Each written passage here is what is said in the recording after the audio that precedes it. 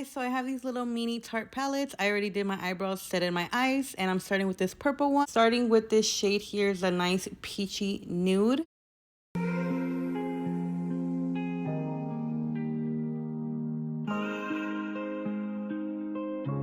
Next, I'm going in with this a light plum shadow here. So I'm just going to be applying this into the corner of my eyes and blending inwards.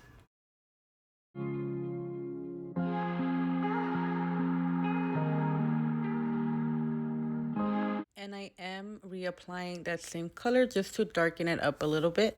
And I'm going in with a clean brush just to blend everything nicely.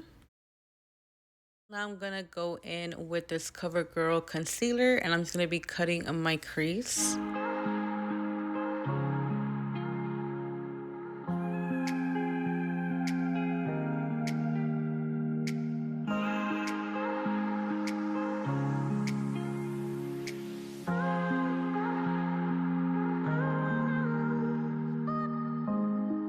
Now I'm going to be using the lightest shade of the palette and I'm going to be dabbing it wherever I put that concealer.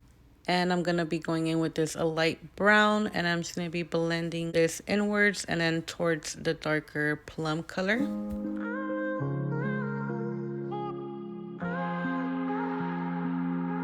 I'm going to be cleaning the edges of my eyes and then blending with a beauty blender.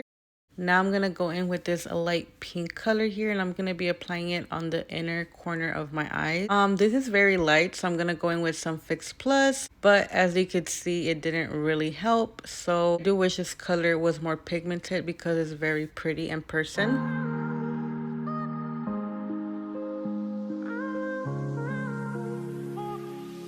Now time for my face. I'm going in with this primer from Ulta and then this foundation from Milani. I also applied some True Match powder and then I started bronzing and I applied some blush as well. Going in with this Milani matte liner to create my cat liner here.